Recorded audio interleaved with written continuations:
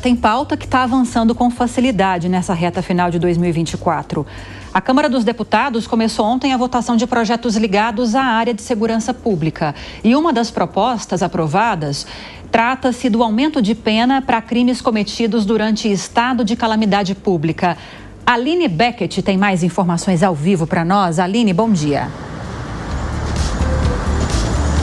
Bom dia, Lívia, a você e a todos que nos acompanham.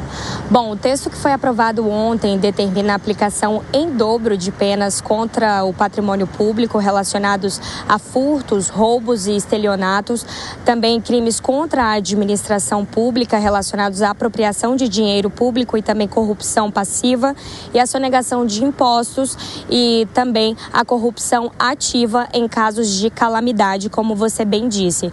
O texto é de autoria do coronel Telhada, do PP de São Paulo, e foi aprovado na forma de um substitutivo do relator deputado Daniel Treziak, do PSDB do Rio Grande do Sul.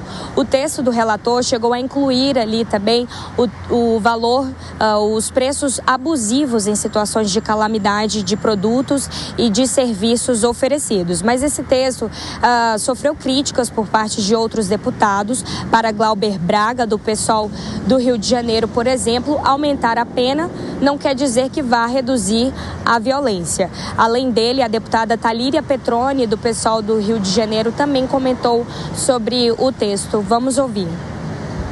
Sabemos que aumentar a pena o tempo todo não necessariamente resolve os problemas que envolvem segurança pública.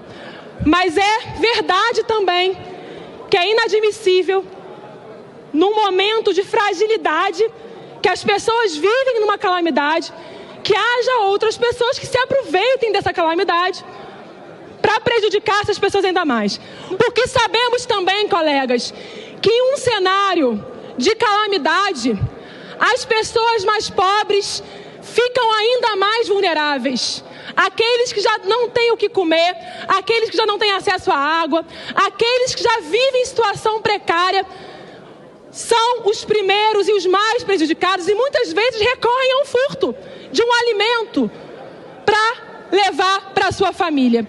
E a nossa emenda propunha a excetuação desse furto. Lembrando que essa é a semana intensiva da segurança pública na Câmara dos Deputados. Portanto, projetos prioritários para a área da segurança está sendo pautado ao longo da semana. Com a aprovação desse texto de ontem, agora o projeto segue para a análise do Senado Federal. Lívia. Obrigada, Aline Beckett, pelas informações. A Aline segue em Brasília e já volta com mais notícias para nós. Agora, Deise Ciocari, obviamente que segurança pública é uma grande preocupação da população, uma maior preocupação nessas eleições municipais, inclusive, mas chama a atenção o fato de que há uma boa vontade para avançar com pautas agora no final do ano que não sejam de interesse do governo. Enquanto não se discutir, ou pelo menos não se avançar efetivamente com essa questão da liberação de emendas, pautas com prazo para serem votadas, que são as pautas econômicas, dificilmente vão avançar conforme o governo gostaria. Lívia, o fato é que a gente sempre viu isso numa menor ou maior escala acontecendo aqui no Brasil, né? Então, as últimas semanas de dezembro, elas sempre foram mais caóticas.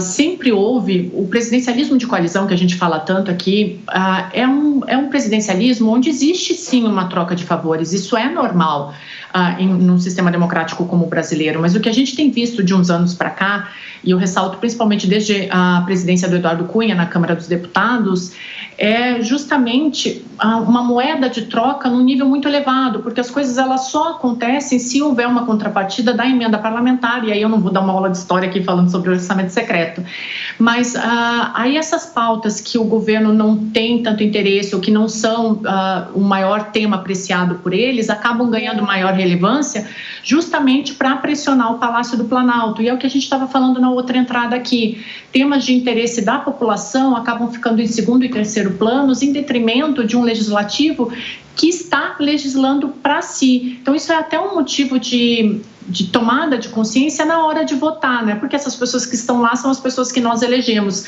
Mas fato é que essas emendas parlamentares, elas têm sido um grande problema hoje nas relações entre executivo e legislativo. E todo fim de ano, numa maior ou menor medida, sempre foi assim. Mas agora está num nível que desde 85 eu ainda não tinha visto, Lívia. 7h43.